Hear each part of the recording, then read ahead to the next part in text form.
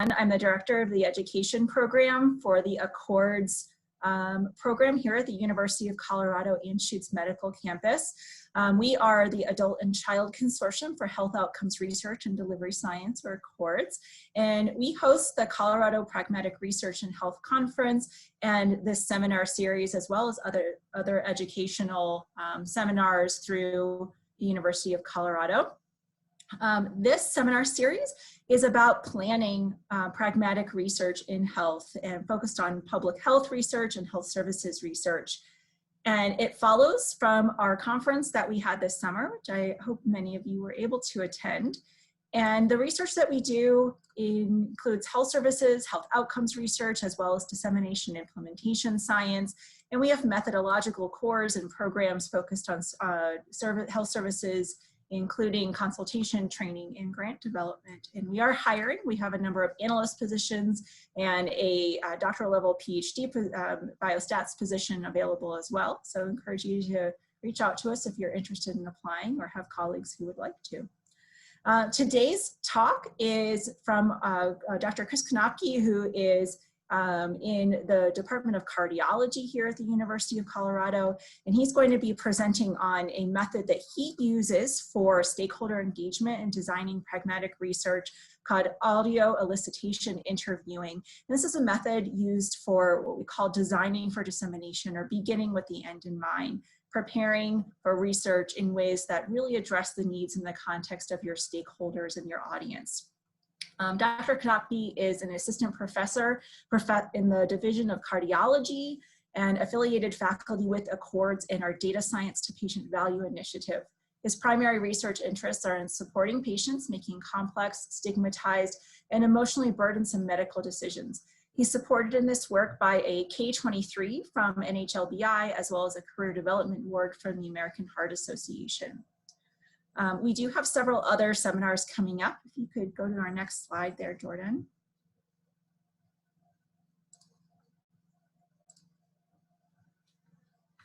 So several other seminars coming up from the series. These are on the use of frameworks and models for planning pragmatic research.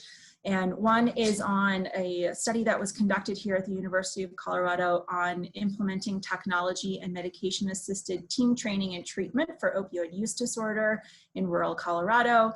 And then another one coming up in February on planning pragmatic research in disabilities. And that's also from one of the faculty members here at the University of Colorado.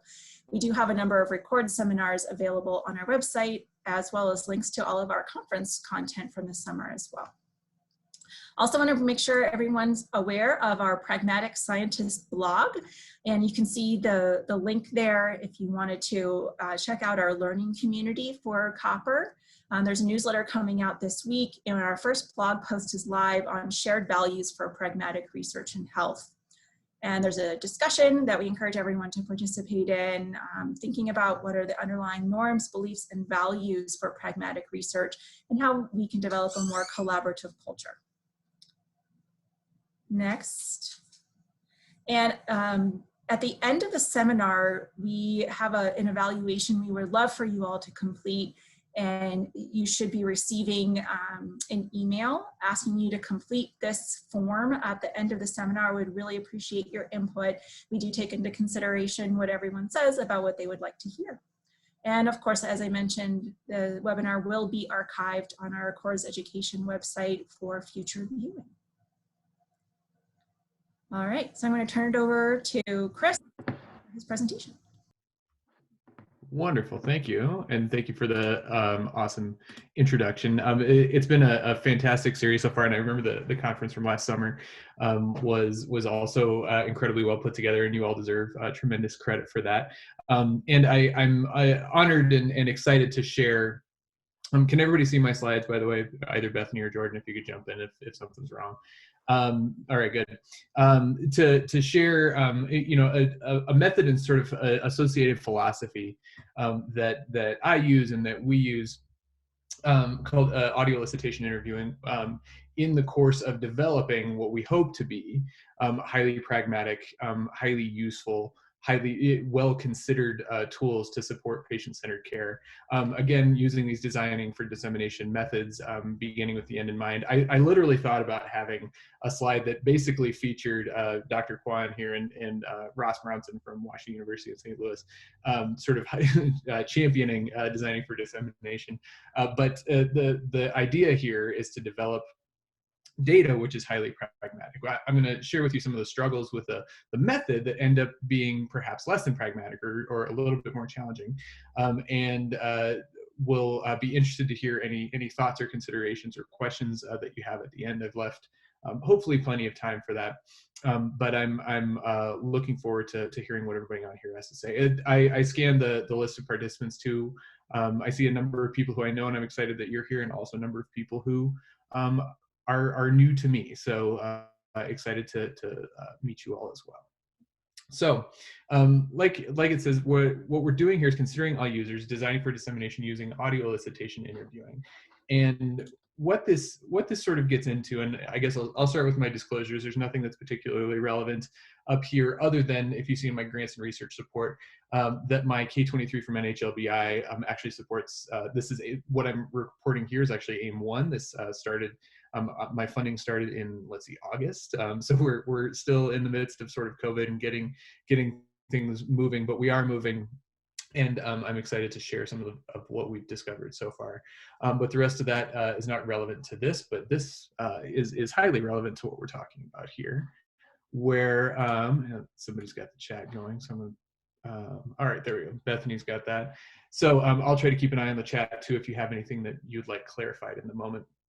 So, but shared decision-making, and I'm sure that many of you are familiar with this, especially those of you clinicians, is sort of this fundamental idea. And I talk about it like an idea and sort of a philosophy rather than sort of a set of tools or a set of behaviors or a set of activities, much like I think a lot of us think of motivational interviewing, where it's a philosophy or a way of being with people, much more than it is, you know, a set of things that you do. But the elements of sort of a high quality, good, patient-centered decision, if we're thinking about something in a medical context. So whether to have treatment A or treatment B, or whether to have treatment A or pursue sort of palliative or care over the curative methods, or whatever the case may be. It could be as simple as which medication to take, any of these things. There's one sort of the traditional method of things is we as the clinicians impart as much knowledge as we can to the patient in the form of patient education and hope that they provide informed consent, right? So this tries to raise the level of the low water bar of informed consent to make it a more patient-centered decision by both including the sort of patient education and the inclusion of patient values. So you see here, we're already incorporating a different stakeholder group in the decision that's being made. So we're thinking about this at the sort of practical level in terms of stakeholder engagement. But the way that we would, you know, sort of assess the quality of a decision, right? Instead of a, you know, in economics, we often think of a better decision as one being that makes you more money. In medicine, we often think about the better decision as one that keeps you alive the longest, really, right? Or something akin to, you know, a very stark clinical outcome. In our world, in the sort of shared decision-making world, decision quality is actually a function of two domains. One is that the decision is made by an informed patient, so you still have this patient education component too, and we can assess whether patients, you know, understand things better or worse, or where there's gaps between, you know, where their knowledge is and where it should be, and that the decision that's made accords with their goals, values, and preferences, right? And those are sort of different things that I won't differentiate for the purpose of this talk, but we want to make sure that those things are sort of incorporated meaningfully into the decision process. So shared decision making writ large sort of might and often it does include decision aids, but the exchange of information and the intentional incorporation of values, goals, and preferences is really the point. The way that another description of this that I like from a local physician who we interviewed as part of a different project said that, you know, doing, and I put that in quotes, doing shared decision-making behavior was fundamentally indistinguishable from good medicine, but that shared decision-making itself provides a structure and a set of ideals that makes practicing, you know, quote, like using a laundry basket instead of trying to carry all of the individual socks, which makes a lot of sense, really, right? Like if you were a really good clinician, you're probably doing a lot of these things sort of naturally, But what we're trying to do is we're trying to create sort of a structure so that you don't have to be an artisan of medicine in order to be doing the things that promote patient-centered care in sort of the most intentional ways. And the ways that we try to do that, flying back, all right, here we go. We want to avoid sort of both ends of this sort of paternalism spectrum. And that, I mean, this is a funny illustration, and I have to give some credit to Colleen McElveen for having found this, of informed consent, where at one end of the spectrum, you know, sort of the one end of the spectrum, we have what you would call paternalism, right? Where the doctor sees what the patient's coming in for, they see their indications, they see what the treatment options are, and they say, you know what, this one's going to keep you alive the longest, or you know what, this one I think is right for you, and that's the one that we're going to go with. Sort of that's the historical precedent that we're avoiding.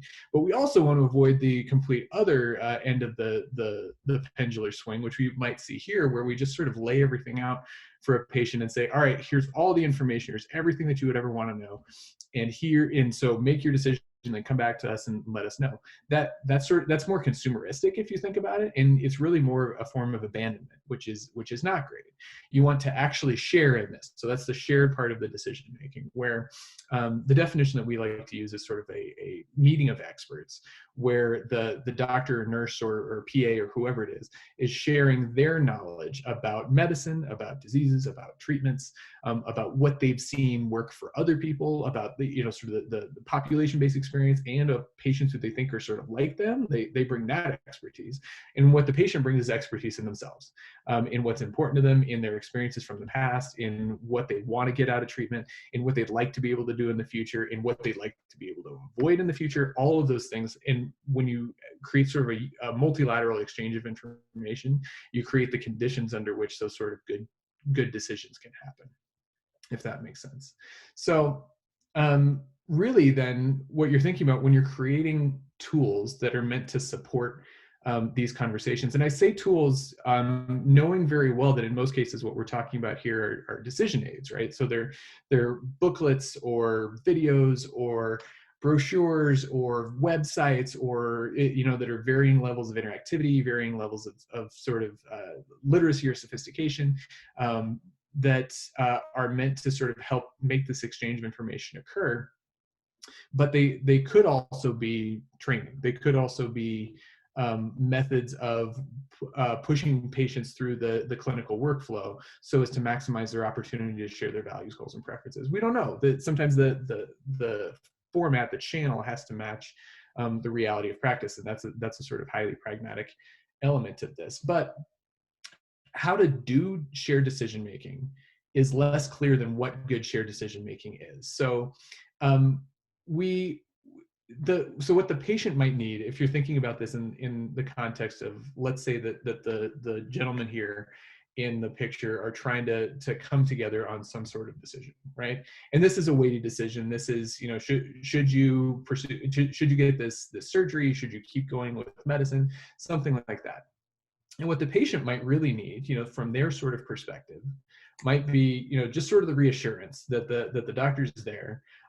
He's listening to you. He's considering what you're saying, and he's considering what he's heard you say before, and working that into whatever the recommendation is that he and the team around him will provide for the patient, or make available to the patient in the future.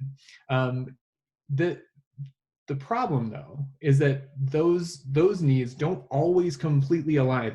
They often highly align, but they don't always completely align with the needs of the clinician, right? So there's a doctor who really wants to have this high quality conversation, and really wants to deliver the information that he's practiced and he knows. He's got his shtick, right?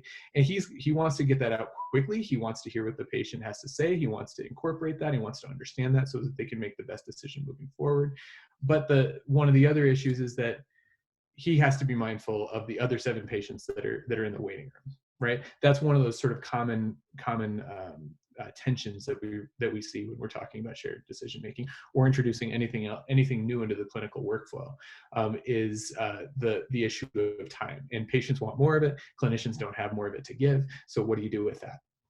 That's one of those sort of issues that comes to pass when you're trying to design decision aids or other process. The thing that I want to make sure that I'm clear about here is that, I mean, so knowing full well that I'm a clinical social worker, I'm not a physician, I'm not a nurse, is that I believe that everybody goes into this with the right intentions, right? I think you hear some people, especially sort of patient care advocates or patient-centered care advocates, and it sounds like they think that doctors don't really want to do what's best for patients, and I absolutely don't believe that. I think most people got into medicine for the right reasons. They want to help people, they're gifted, they're smart, and they care, and they want to make sure that they're doing the right things. Oftentimes what they believe are the right things and the things that they sort of advocate are there from the absolutely the best place. You would not want a doctor pushing a treatment on you, but if they're pushing a treatment on you, it's because they believe it. It's because they believe that it's a good thing. The other thing is that they're trying to do what's best for you, and they're trying to do what's best for all of their patients at the same time, right? But this tension again between the sort of the patient perspective and the physician perspective or the clinician perspective is, you can see these tensions sort of embodied in the content of decision aids, and I'll stay in decision aids for a minute. I thought about actually including some of my, sort of favorite decision aids that do sort of what I think of as sort of a particularly bad job by focusing on either the patient perspective or the clinician perspective exclusively. But I realized that this would be recorded and decided not to do that. But ones that historically have been designed with sort of a near exclusive focus on the patient perspective. These are basically decision aids 1.0. These were the first iteration, the first generation of decision aids. They were very highly informed by the patient perspective. They tended to have a lot of narrative. They tended to have a lot of subjective experience and a lot of prose, right? Like, so the verbiage was actually really long. They were really useful to patients who wanted to hear, okay, so if I choose this therapy, what's it going to be like? Should I expect it to get better? Should I expect whatever I'm there for to get better? Should I expect that I'll need to do something else? What are the side effects going to be like? What's the recovery going to be like? I really want to know all of this in sort of this long drawn out fashion. I want to hear the stories of people who've done this before and hear their reasoning for why they did it. And then hear from the sort of post hoc perspective, what they would do differently, if they would do anything differently, and why, right? Like this is what patients want.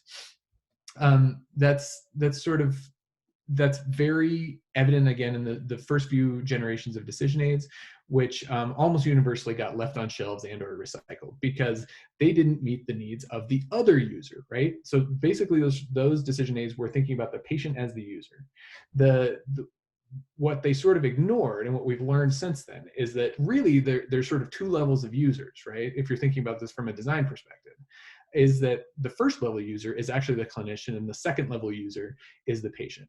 And when you realize that, then you might swing all the way to the other side, right? Where you think, well, if we focus exclusively on the clinician perspective, then we create these very short tools that are very usable in clinic, right? They're accurate, they're succinct, they're nuanced, they are direct, they get the information out in a way that's subjective, that's unbiased, that can be presented in a way that is sort of maximized to help people with maybe lower health literacy or health numeracy. Numeracy is, for those who maybe don't know, is sort of the ability to incorporate and understand numbers, which is not completely distinct from health literacy, but overlaps with it. We can create these things that actually do a really good job of that for the clinician perspective, but patients tend to find them inaccessible, uninteresting, still a bit difficult to understand. And if they engage with them in the doctor's office, that might be great, but their value sort of ends up being primarily as a lasting educational resource. So if you have a brochure and the patient they can write notes on it while they're in the clinic with their doctor, or the doctor can write notes on it, then they can send them home with it, and at least then they get to review it afterwards. But patients don't tend to engage with them in the same way that they do the patient focused tools. So that's where designing for dissemination comes into play. Again, clinicians want to do the right thing, but their needs are practical. And if they think that the decision aids won't serve their purpose, they aren't likely to use them, which is a sort of a different variation on the bench to bookshelf phenomenon that many of us have heard Russ Glasgow talk about. All right. So the other thing that I want to say is that no one is immune to any of these sort of, I guess, sort of fallacies in developing tools that are meant to support conversations, meant to support clinical processes. And I actually found this in my old job talk that I gave when I was a postdoc here in Accords, trying to get a job at CU that was ultimately successful, yay, and that's why I'm here.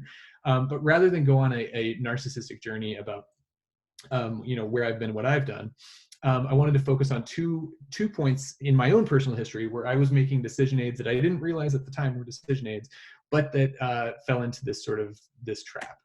So first, actually, maybe I could do this in reverse, but when I was a PhD student at the University of Denver, I also worked part-time for an organization called Peer Assistance Services, which provides substance abuse prevention, programming, education, etc., expert across the state.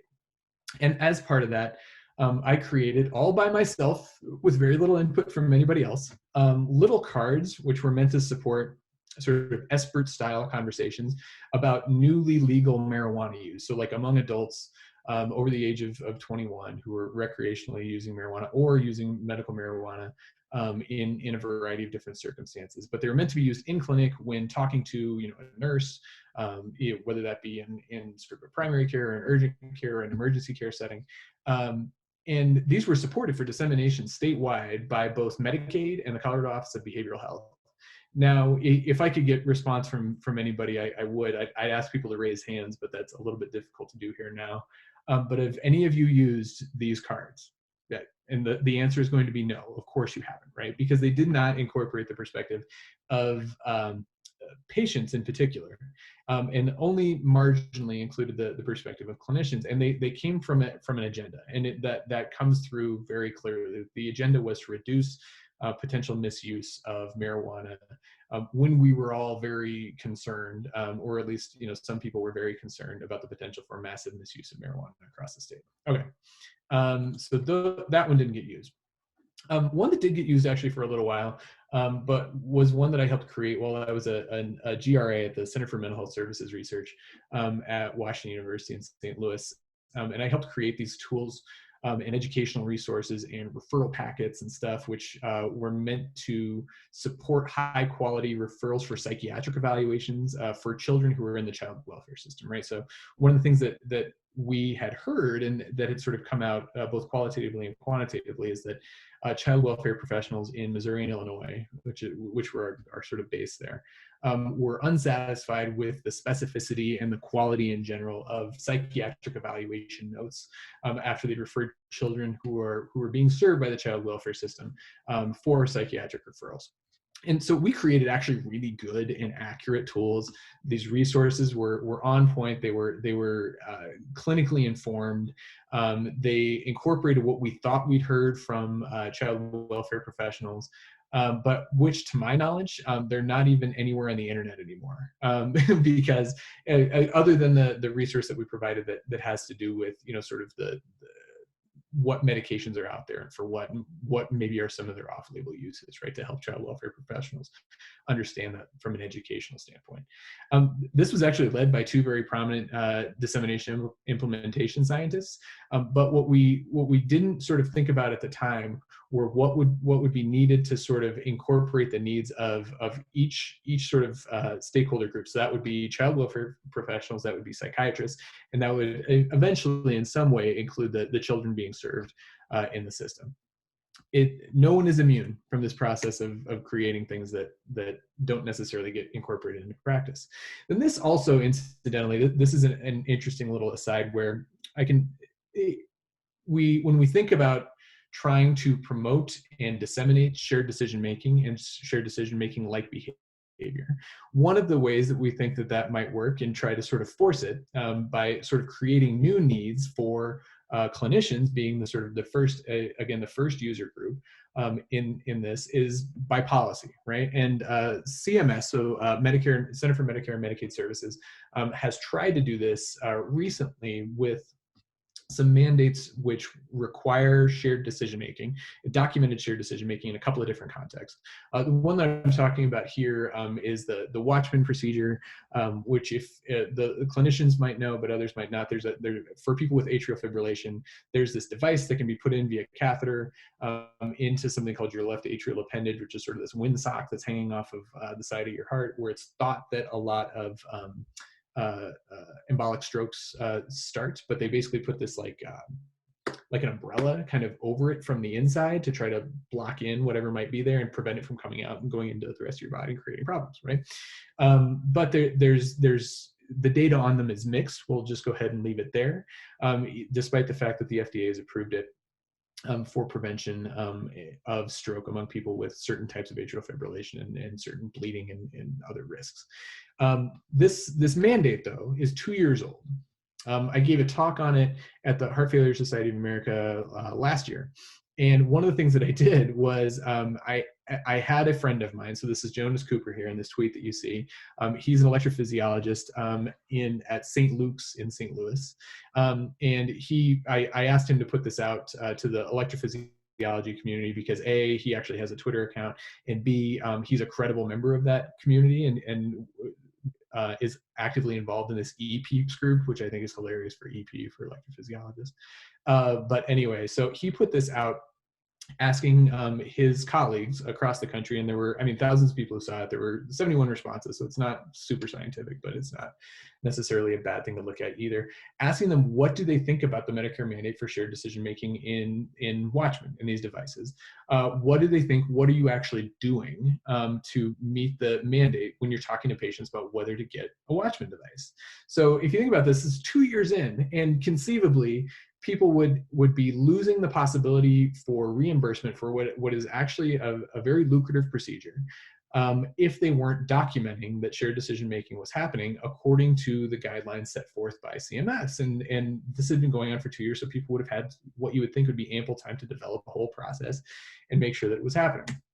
But what we saw was the bottom line here, so 38% of the respondents to this, again, very unscientific poll, said we have a whole process, right? Like, so that's actually the sort of right answer. We have a whole process for figuring out how to talk to people, who's going to do it, who's going to document it, and what we're going to document actually happened. But the plurality score, the 44%, was what mandate? People don't actually know what's going on. Policy doesn't necessarily work. I thought that there would actually be more and that didn't referring to it, but that's a whole other discussion. Like, instead of thinking like, I'm going to do this discussion, it's like, well, didn't that already occur at general cardiology or wherever else? But suffice to say, we often get left in this place where we don't really know how to create a system or a set of tools which will promote this sort of type of patient-centered care in a reliable way. So where's the balance? What are the methods of eliciting and including patient values and goals and preferences, which are sort of concurrently pragmatic and effective?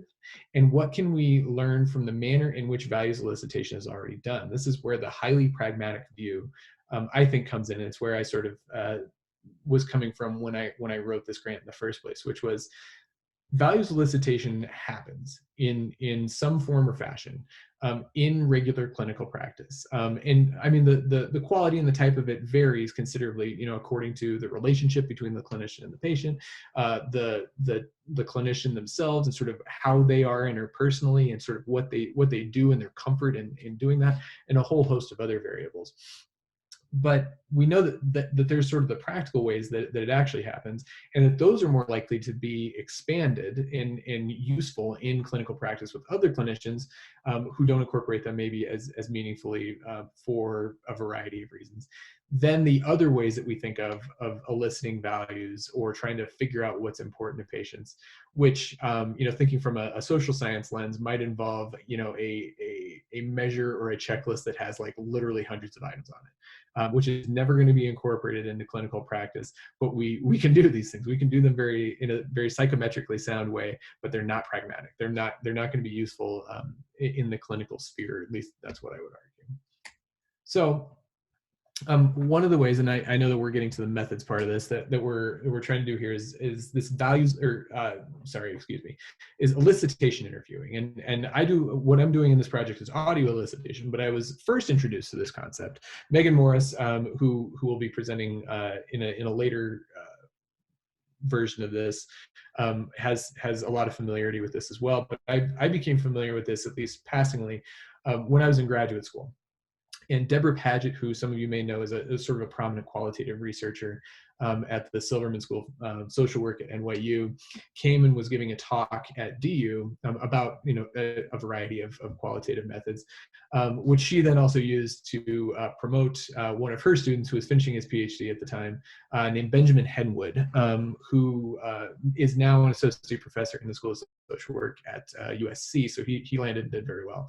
But what he was talking about when he gave his sort of section of the talk was a photoelicitation interview, which served as sort of the basis of his dissertation, and was evaluating, it was sort of part of a bigger evaluation of a supported housing program in New York City.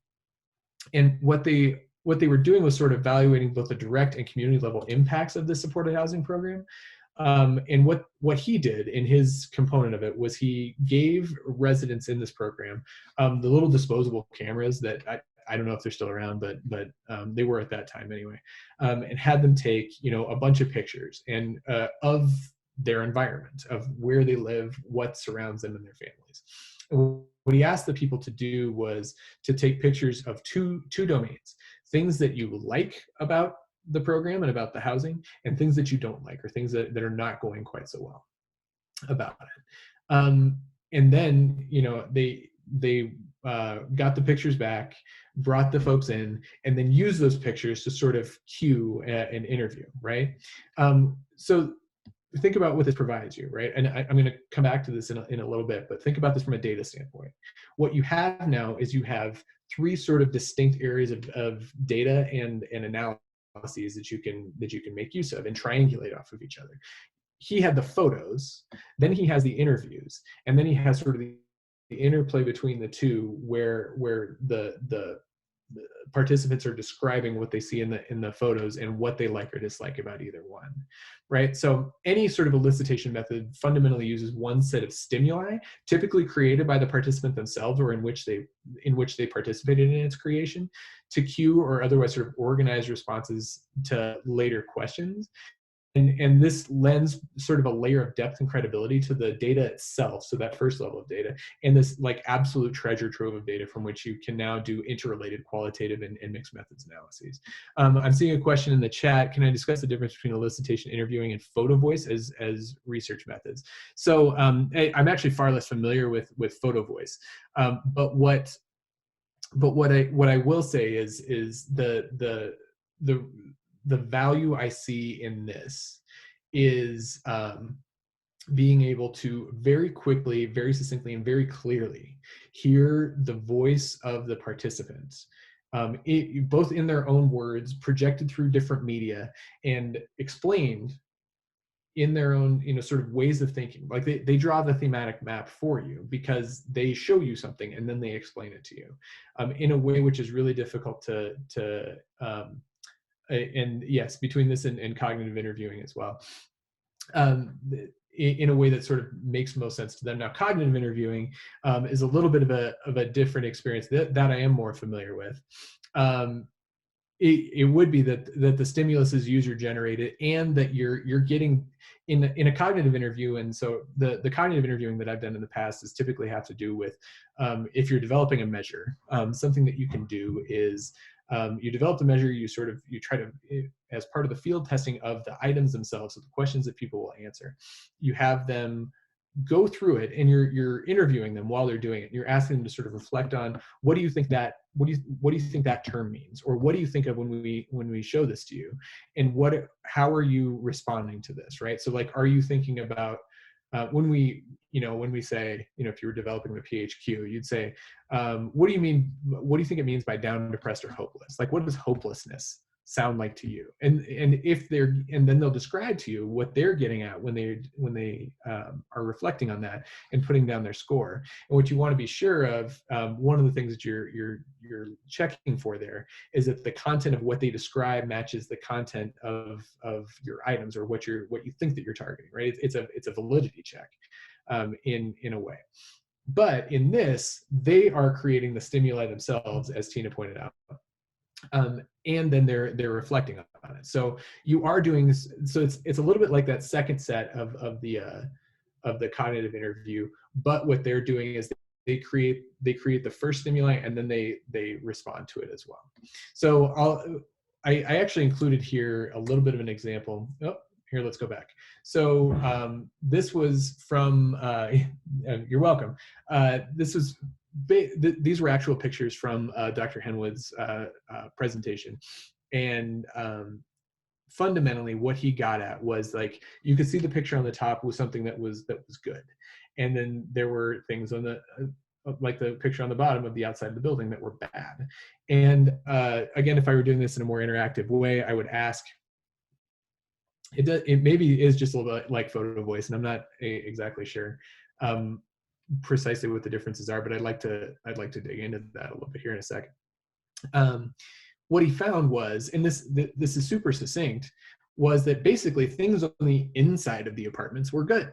They residents in this program liked having a space to be. They liked having a space to cook. They liked having their own dishes. They liked having a space where their kids could do their homework. They liked having a space to sleep, where they could feel safe. And I mean, one of the other pictures that I wasn't able to find was like the locks on the doors, right? Which is that's a real thing, right? If you were thinking about it from the perspective of somebody who had previously been homeless, that having a lock on a door, and that like you can separate your space from the rest of the world, is a very, very, very impactful thing. The things that were bad, or the things that they didn't like about it, were all the things that were on the outside. So because the neighborhood that it was in was still sort of characterologically unsafe, and they did not like that. They didn't like that their kid had to go from the space that they could create safety in to the bus stop to get to school. Those were the things that were still of concern. So you can make use of that from the standpoint of conducting an evaluation. And I'm trying to make use of that to some extent when developing a tool that's meant to support, or a tool or a process that's meant to support patient-centered care. Elicitation interviewing is more interviewer facilitated. Is that right? I think that both, and again, my knowledge about Photovoice is a little bit lacking here. So I'll let others describe that. And maybe they are really the same thing. But what I will say is that this is that the facilitation is very interviewer driven, and I'll describe what we're doing here in a second. But if you were talking about, say, cognitive interviewing, then the stimuli that you're working from wasn't created by the user. So the user creates, or the participant creates, both the stimuli, and then they respond to it. Whereas in cognitive interviewing, they create, the research team often creates the stimuli that the participants are supposed to respond to. I don't think I'm answering the question very well, but we'll try to get there in just a second. So what we're doing here in Audioelicitation interviewing. So we're recruiting patients, and I'll talk about who those patients are in just a second, to record their encounter with an interventional cardiologist and or their nurse as they talk about aortic valve replacement. And again, I'll talk a little bit more about sort of the nuance of that in just a second. So we're actually recording in audio the clinic visit occurring as they talk about sort of the benefits and risks associated with this particular procedure. And then we record that, and then we're going to listen back. We are listening back to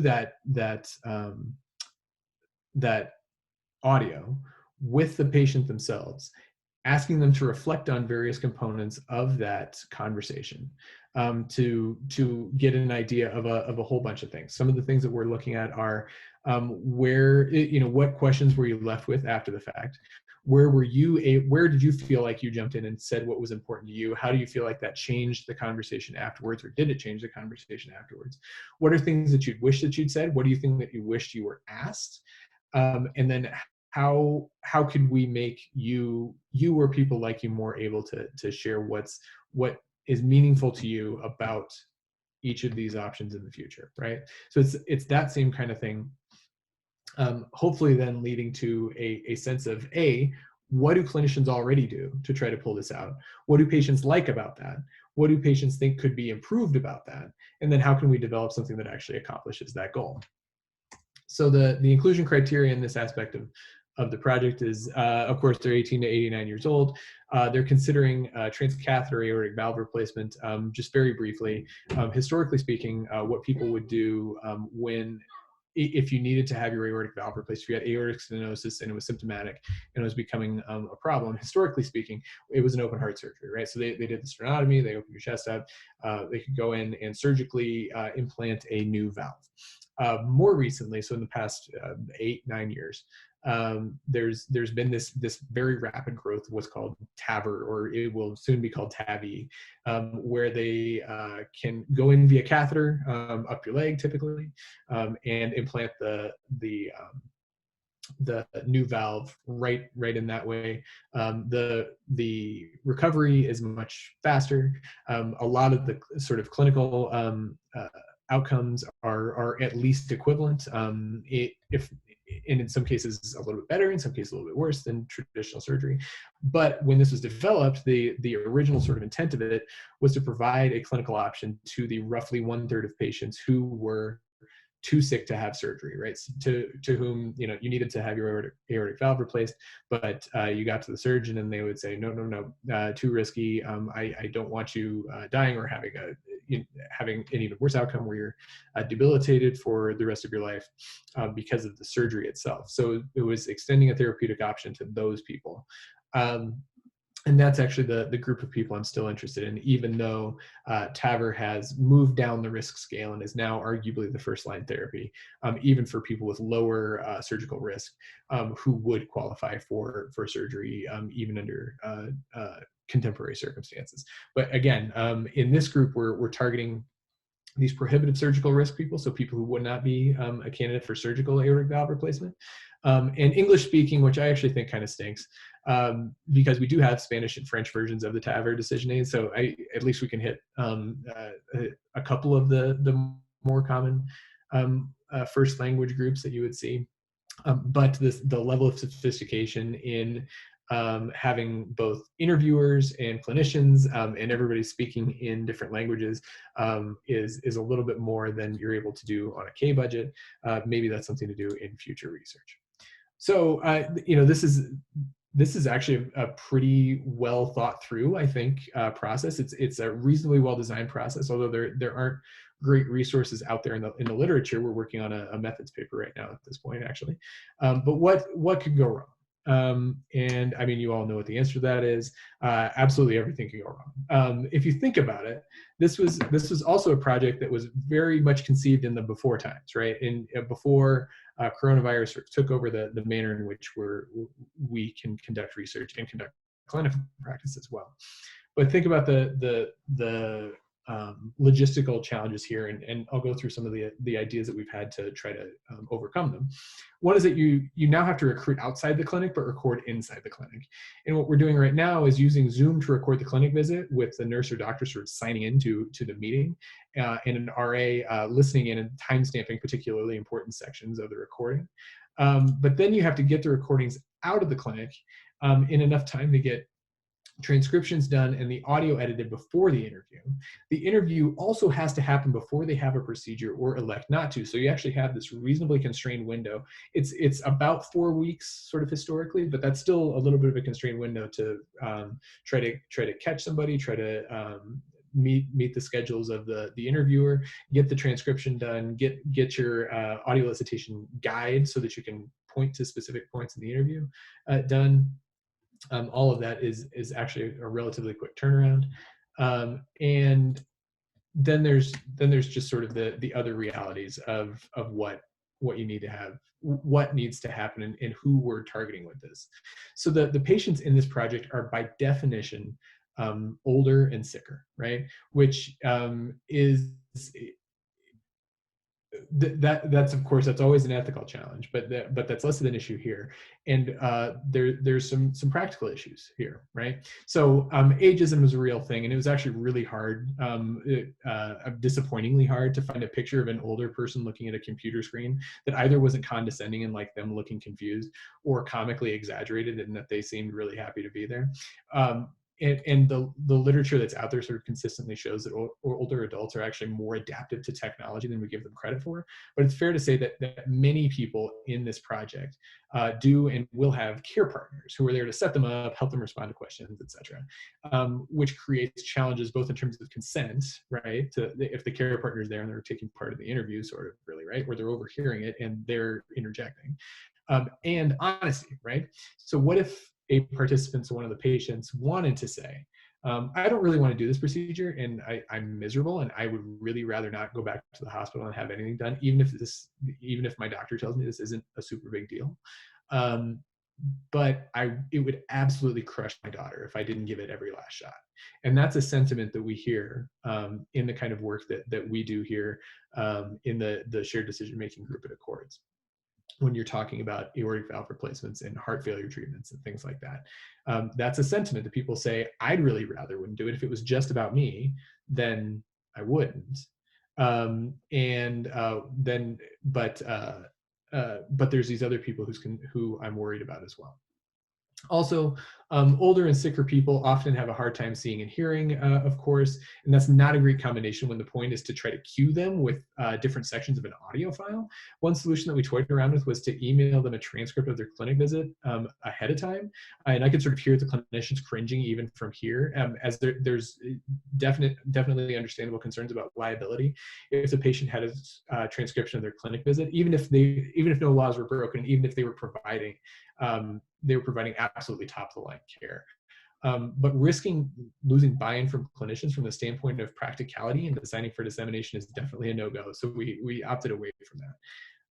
And if there were a way actually to share, I think, a transcript on the screen while you're also listening to the audio in a way that's visually easy to take in, that might help. But again, you're still running into the same issues with vision being a constraint for some of these folks.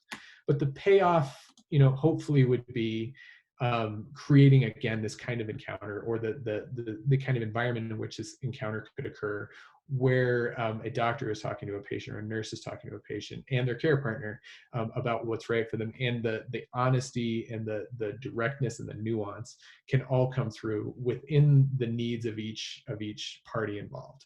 Right. So I'm going to kind of try to wrap up here and allow some time for question and answer. But I want to acknowledge both NHLBI for their support, the American Heart Association for their support, and then actually the American College of Cardiology, which houses the CardioSmart decision aid that sort of was the basis of the original part of this project. So I will stop there while I see some people coming in the chat. Oh, there's a good reference right off the bat.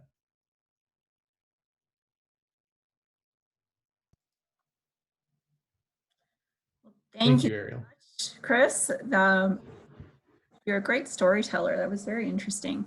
So we have about 10 minutes for questions. So anyone who has questions, feel free to enter it into the chat.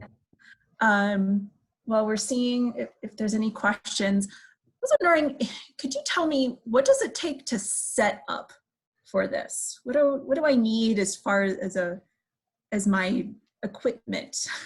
How do I do this practically?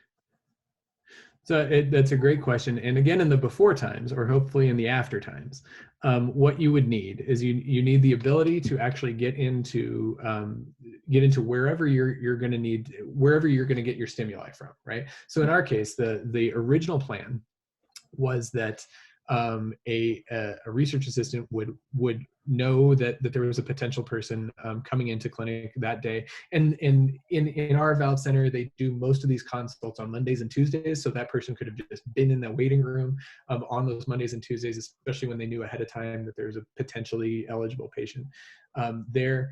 Have the nurse or doctor ask the patient if they're sort of initially interested in it. If they are, then the RA can come in, do consent.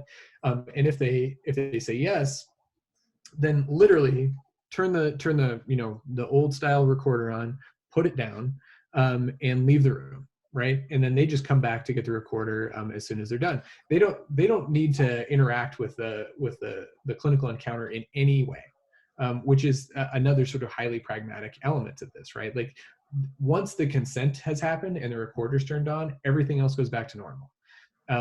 What happens after that point, right? So either before they turn on the recorder or as the person's leaving their clinic visit, what the RA can then do is set up a time to have the audio elicitation interview. And again, when that can happen in person, you'd find a time and a place, typically either on campus, or if you could arrange for a private room near where the person lives at a library or something like that, then all that you need really is a computer with an audio playback utility that we're not editing the audio recording themselves. We're instead timestamping it so that we can move back and forth sort of fluidly, and then the recorder again to interview that, or to record the interview itself, right? And then all of the analysis that goes on from that point is done almost purely qualitatively, but I mean, you could either inductive or deductive kinds of processes. And my analysis plan, which I didn't get into here, actually includes both inductive and deductive kinds of elements. So, historically in shared decision making, you use like the option grid, but we're also interested in the discursive kinds of analysis of the clinic visit. So Megan Morris is going to help me use RIAS to do that, as well as a bunch of other things. So actually, in most circumstances, the technological needs are lower than what you would think in a lot of the other things that we do. Dennis asks, yeah. What are the added benefits of this audio elicitation style of interview over sort of traditional qualitative interviews? What'd you get? Yeah, no, that's a great question, Dennis. And the answer, I think, is recall bias, because when you ask somebody, so if we skip the first part of that, right, we skipped the listening to the clinic visit, and instead just recruited people to come in and say, so tell me how it went when you talk to your doctor, right? They'll remember certain components of it, and we filter out all kinds of things. We filter them out really quickly. And even if we were able to catch that person on the way out of their visit, they're going to be stuck with only a few things. So one of it, to go back to a story, one of the things that I struggle with when I'm creating like a talk like this is I know that even really smart people like you are going to take like 3 things away from this, right? And so you want to hit some high points. The same is true when there's a patient who's talking to a doctor about a really impactful decision. They're really only remembering like a couple of the most salient points, if that. And so when they come in to talk to you without any sort of prompting, they're going to reflect on those few things, and their experience and sort of how that's being viewed in that moment. Whereas if you can sort of go back with them and prompt them to say, all right, so let's listen to this. And then they'll say, oh man, like we've had this experience where they go, oh, I don't remember saying that. I don't remember asking that. I don't remember, oh yeah, I did wonder about that later, and I totally asked about that and they answered it. And I wish that I'd taken that in, right? That's a common thing that happens when in clinic visits is doctors get frustrated because they say like, I already talked to the patient about this. They should understand it. They don't. And that's really that they were overwhelmed by the circumstance and whatever. But you can put people back in there and they can say, yeah, that's actually really frustrating. As I hear them say that, as I hear my doctor respond in that way, or I can hear the nurse respond in that way, I wish that she'd address this, right? What I was really asking was X, Y, or Z, right? And they didn't catch on to that. So we can make use of that, right? Like we can build that into the next tool, into the next decision aid. But you can't put people back there without something for them to anchor onto, and something particularly that they took part in creating, I think is where it has a lot of advantage. Great question, Dennis. It really gets to that heart of designing for dissemination means truly understanding the context in which some sort of intervention or treatment or shared decision-making activity is being undertaken. What really like, not what do we remember. So then how do you, what do you do with this information? So now you understand this context, you know exactly what happened, you know how patients reflect upon it after the fact. How do you translate that into a shared decision-making tool? What sort of concrete features map onto it? Yeah, another great question. And the piece that I haven't said in this is that we're also doing the audio elicitation interview with the clinicians, right? So we'll edit together 5 or 6 of their interactions with patients who've participated, and then go through it with them, and with much the same sort of mind. And so what you can do with that is you have doctors and nurses saying, this is the way in which I try to ask people, like, is this what's important to you? Is this what's important to you? What do you want to get out of this? And how can I explain what the advantage is to A or B, or what I've seen with other patients? Like, this is how I do it. And then we also have the patient saying, when they do that, I think this. And so we can kind of walk through the cognitive process, I guess you'd say, of the patient and the clinician in the same way, so that you can create a tool that then can sort of anticipate how that conversation is likely to go, and lead people to, again, accurate information, and can lead people to the kinds of questions that they want to ask. So if one of the things that consistently comes up, and we do see this, is that patients will say, I really wish I could ask X, but it's uncomfortable, right? It's weird to say, it's weird to say, I really don't want this, but other people in my life, it's important to them that I try. We might decide to create a decision aid where that's just on there, right? Where something akin to that is on there. And if I was a patient and I was, I'm in the doctor's office, and that's intimidating, right? It's a powerless kind of situation that you're in. I have this question. I don't want to ask it, but it's on this piece of paper that's in front of me. And I can say, but there's this thing. What do you think about that? Then it's not me asking, it's the paper asking, but I still get the answer that I need, right? Like, those are the kinds of things that you might be able to do with this. That'd be very interesting. Yeah. Any other questions from the audience? All right, not seeing any. Thank you so much, Chris, for your time, and thank you to our audience for your attention. When you close out of Zoom, there should be a little evaluation pop up in your browser. Please complete it. We really, really appreciate those. And then it'll also come out when the video recording is posted in our archive. Jordan will send an email around to everyone, so you can go back and listen again if you missed anything. What you remember might be different from your actual experience. And there will also be a link to the evaluation in there as well. You don't need to do both, just once is fine. But please do fill out the evaluation. And so we'll go ahead and end there, maybe give you a minute to do your evaluation when you close out. So thank you, everyone, and hope you have a good rest. Thank you, everybody.